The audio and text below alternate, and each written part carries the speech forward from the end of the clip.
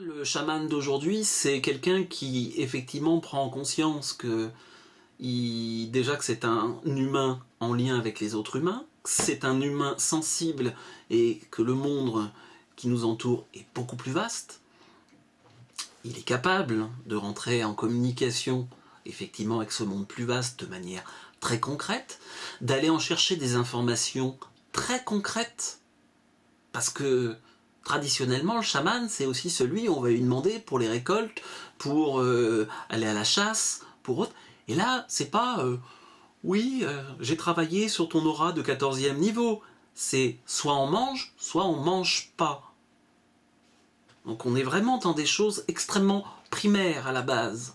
De dire on va soigner, on est vraiment sur quelque chose effectivement de très très très primaire et de très basique. Donc c'est vraiment ce côté-là pour moi. Ce que c'est un chaman, c'est ça. C'est celui aussi qui est capable de, à un moment donné, regarder la mort et sa mort en face. Il y a, pour moi, dans un vrai processus chamanique, il y a un moment donné, est-ce qu'on accepte de mourir? Avec tout ce que ça implique. Avec éventuellement les peurs, les douleurs, il y a tout ce qui va avec. Donc oui, c'est pas rien quand on regarde certaines initiations chamaniques réelles qui existent encore, un peu. Généralement, il y a vraiment ce côté où de jouer très très très très avec la mort, et oui, on est vraiment très très près. Et effectivement, il y a ce côté-là. Donc moi, voilà, j'ai eu l'occasion de le vivre à travers pas mal de choses, pas mal d'expériences diverses et variées. Je ne vais pas m'étendre là-dessus. Ce qui m'intéresse, c'est aujourd'hui. Donc est-ce qu'on est prêt effectivement à laisser mourir des parties de nous et à se retrouver perdu à un moment donné potentiellement? Le mental va lâcher et on va effectivement avoir une logique d'expansion de conscience et de se rendre compte que le monde tel qu'il est perçu, tel qu'il est communément admis, n'est en fait vraiment qu'à un niveau, et qu'il y a plein d'autres niveaux. Ce rapport aussi au temps, et de laisser du temps pour effectivement que les choses s'installent. Donc c'est vrai qu'on est dans une société du vite, vite, vite, vite. Il faut que tout aille vite. Eh ben non, il y a encore du temps pour des choses. Quand j'entends des gens qui disent « c'est pas grave, tu sais pas faire, mais tu fais comme si et tu vas apprendre ». Ouais, oui, je l'ai entendu, y compris d'ailleurs chez des personnes qui éventuellement peuvent avoir une étiquette de chaman, ou autre d'ailleurs. Mais à un moment donné, il faut avoir un peu d'échantillon en stock, il faut avoir du vécu. Quand je parle de perception, ça fait juste 46 ans que je baigne dedans et que j'ai été obligé de structurer ce monde-là. Voilà. Des fois on me demande mais depuis combien de temps j'accompagne et je forme des personnes? Depuis 1991. Pas directement sur les esprits de la nature, mais sur des rapports directement au corps et justement à la nature. Tout ça pour dire oui, ok, là j'ai le grand éveil et c'est super, et maintenant voilà, je suis le grand chaman et je vais initier tout le monde à ma pratique. Mais il faut que la pratique soit une pratique. Et pour qu'il y ait de la pratique, il faut un peu de temps. Je parlais des rituels dans ce que j'avais mis. Faire le point entre effectivement le folklore et puis en fait, à quoi ça sert un rituel? Donc on peut faire, très souvent, ça sert à quoi? Ça sert déjà à vous mettre en état de réceptivité. Donc c'est d'accepter effectivement cet état de réceptivité pour qu'effectivement il puisse, moi de l'accepter, qu'il puisse s'exprimer. Je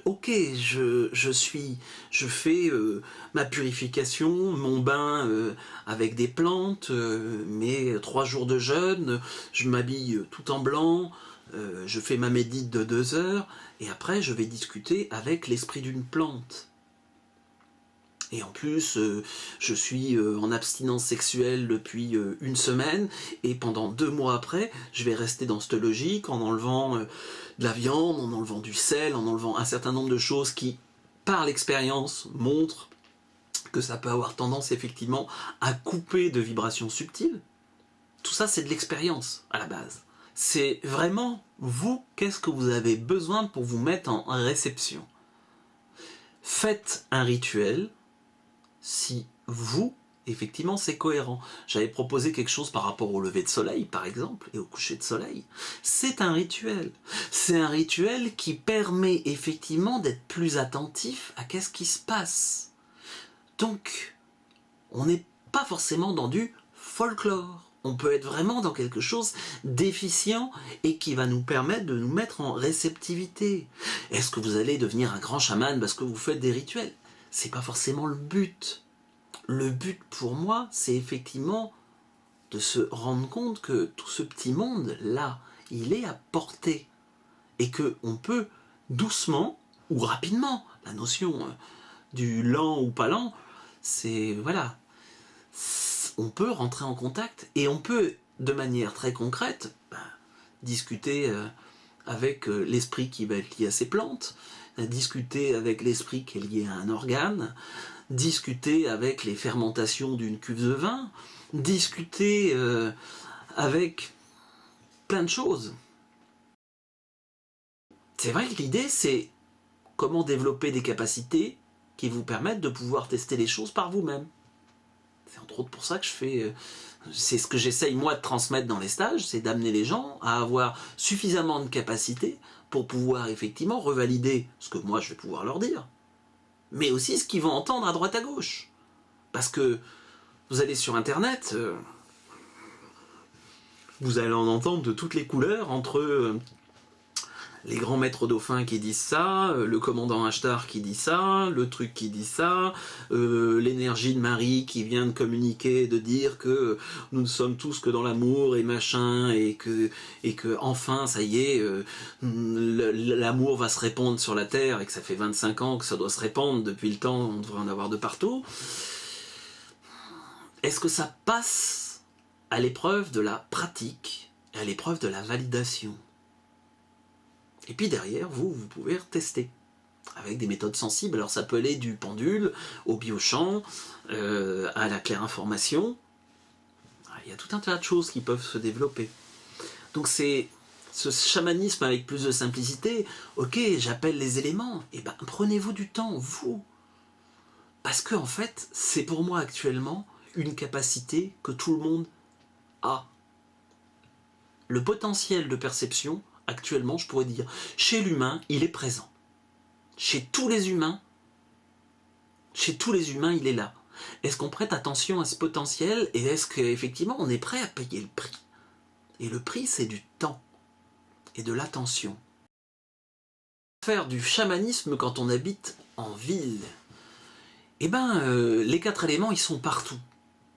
Par exemple, les esprits de la nature, les forces qui sont liées à une plante, par exemple, la conscience qui est liée à une plante, c'est partout. Donc prendre le temps simplement avec un cactus, prendre le temps avec une simple bougie pour travailler par exemple avec le feu, ta plante ça peut être très bien pour travailler la terre, l'eau peut simplement voilà, prendre une petite cuvette d'eau ou se faire une petite fontaine, il y a des petites fontaines, mais simplement mettre un peu d'eau, un bol d'eau, et ce bol d'eau, je peux être en conscience avec. Eh ben oui, et là on est en pleine ville. Si on a besoin de se faire un petit hôtel, par exemple, eh ben on se fait un petit hôtel avec, par exemple, les 4 éléments. Et puis, ben, je prends le temps, je dis, ok, je prends le temps de me mettre en lien, y compris avec mon bol, avec de l'eau toute simple. Et puis, je suis là, en attention, je ferme mes yeux avec mon bol entre les mains, et puis je me laisse pénétrer effectivement par cette énergie. Et comment ça résonne? Donc qu'on soit en ville, qu'on soit n'importe où, c'est la conscience qui change la chose. Donc c'est vraiment ce côté-là. Ça c'était c'était Corentin qui avait posé cette question-là. Qui est une logique de conscience? Oui. Qui est une logique de... À un moment donné, pour moi quand même dans la pratique vraiment du chamanisme, c'est aller voir les zones d'ombre. Et aller voir ces zones d'ombre. Et aller quelque part il y a cette logique quand même de mort-renaissance et d'accepter de passer la porte. C'est ça. Là, j'ai programmé, il y a 2 stages au mois de mai qui causent de chamanisme, dont un qu'on va faire dans le plus grand, dans un endroit où on est sur le plus grand volcan d'Europe.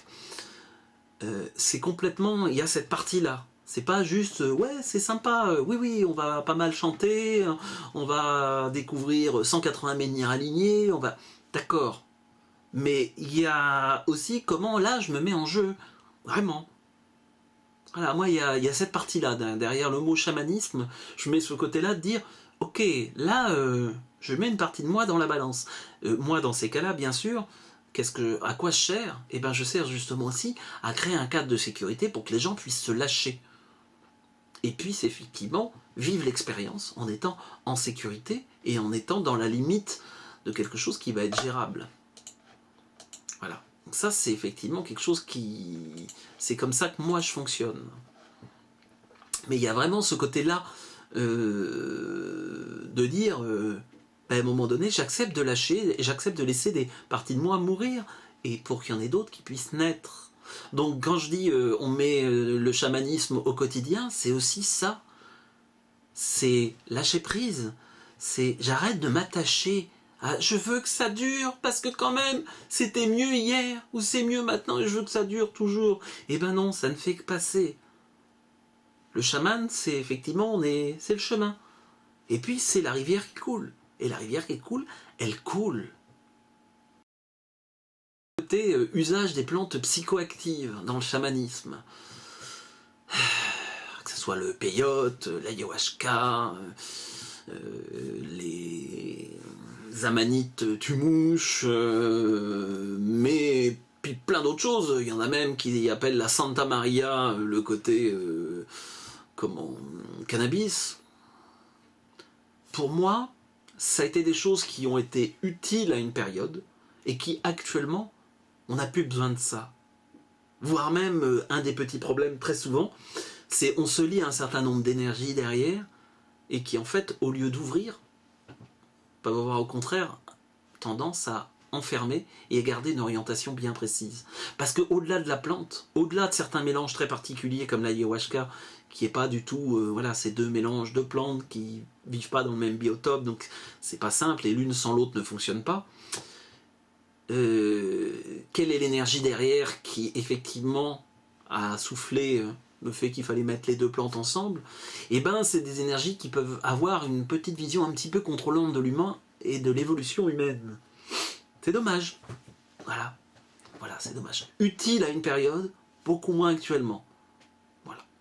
Sachant que, voilà, en plus pour les neurones et autres, parfois c'est un peu compliqué. Et puis, voilà, il y en a qui me disent, ouais, non, mais tu comprends, moi je prends n'importe quelle plante, c'est, ouais, dans un rituel. Pour reprendre l'usage des champignons psychoactifs, qui s'utilisent, entre autres au Mexique, traditionnellement, c'est pris une fois dans la vie. Tout est simple, il suffit juste de l'accepter.